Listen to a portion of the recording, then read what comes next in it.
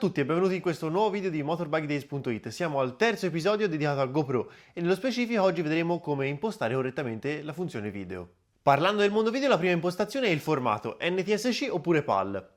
NTSC è il formato americano, mentre PAL è il sistema di riferimento europeo. Per questo motivo sceglieremo PAL. Non andiamo troppo nello specifico nella questione, ma se vi interessa approfondire l'argomento, qua sotto in descrizione trovate il link al nostro sito. Passiamo poi alle impostazioni video e la prima cosa da scegliere saranno risoluzione e FPS. Per quanto riguarda la risoluzione ne abbiamo 4 disponibili, il 4K, il 2,7K, il 1080 e il 720. La risoluzione 4K è il massimo che potete ottenere dalla vostra GoPro, vi restituirà però file molto pesanti e difficili da gestire in post-produzione, soprattutto se non avete un computer a alte prestazioni. Vi consigliamo il 4K solo se queste riprese poi volete visualizzarle per esempio su un TV 4K o comunque su un dispositivo 4K, altrimenti non ha senso per il momento. Il 2,7K invece è un giusto compromesso tra la qualità e la pesantezza del file. Viene molto spesso utilizzato per questo motivo. Ad oggi la nostra scelta ricade però sul 1080 in quanto è la massima risoluzione supportata su gran parte dei dispositivi, ci permette di ottenere file relativamente leggeri e soprattutto facili da utilizzare e da gestire in post-produzione.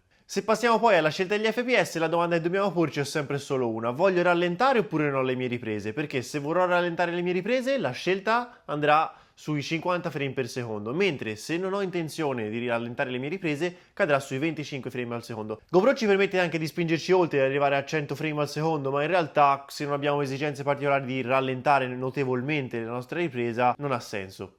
Allora, dalle impostazioni video anzitutto andiamo a scegliere la nostra risoluzione e i nostri frame per secondo. Possiamo scegliere tra 4K, 2,7K, 1080 e 720. Come vi dicevamo, la cosa che consigliamo è andare a lavorare in 1080. Se probabilmente avremo necessità di rallentare le nostre riprese, 50 frame sarà la scelta giusta, altrimenti andremo su 25 frame per secondo. Impostata la nostra risoluzione e i nostri frame per secondo, scegliamo il campo visivo, quindi ampio, lineare o super view.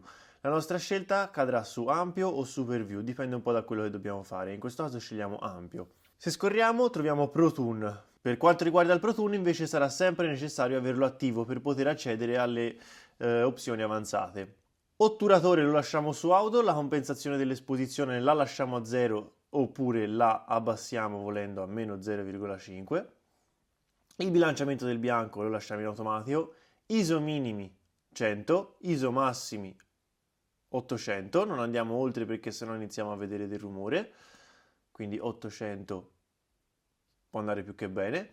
La nitidezza dipende un po' cosa vogliamo fare, quindi se vogliamo poi andare a editare le nostre riprese, i colori e l'immagine, la nitidezza la mettiamo su basso, altrimenti la lasciamo, se vogliamo già un file pronto all'utilizzo, su medio. Il colore è stessa cosa, se lavoriamo in basso con nitidezza e vogliamo andare poi a fare una color in un secondo momento, su colore mettiamo piatto. Al contrario, se vogliamo delle riprese già con degli ottimi colori, possiamo mettere nitidezza medio e colore GoPro.